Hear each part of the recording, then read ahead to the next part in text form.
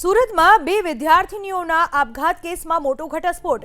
બંને યુવતી તેમના પ્રેમી સાથે બ્રેકઅપ થતા દુઃખી હતી। પોલીસે બંને યુવતીના મોબાઈલ ચેક કરતા ઘટસ્ફોટ થયો। બંને યુવતી તેમના બોયફ્રેન્ડ સાથે પ્રેમ સંબંધમાં હતી। 15 દિવસના અંતરે બંનેના બ્રેકઅપ થતા આત્મહત્યા કર્યાનો ખુલાસો। આત્મીય સંસ્કારધામ સ્વામી મંદિરના બાથરૂમમાંથી મૃતદેહ મળ્યા હતા। આત્મહત્યાના સ્થળેથી ઇન્જેક્શન અને દવા પણ મળી આવ્યા હતા। ચેટ જીપીટીમાં આપઘાત કેવી રીતે કરવો તે અંગે સર્ચ કર્યું હતું।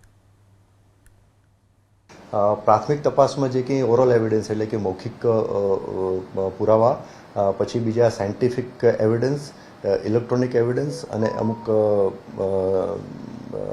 સ્વતંત્ર સાહેબોના પણ નિવેદનો પણ લેવામાં આવેલા છે।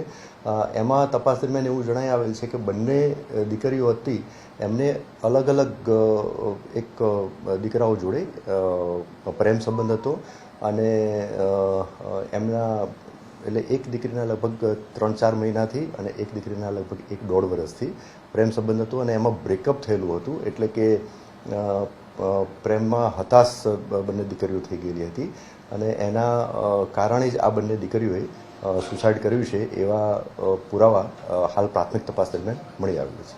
ના, હાલ સુધીની તપાસ દરમિયાન એવા કોઈ ત્રાસના એવા કોઈ પુરાવા મળી આવેલા નથી।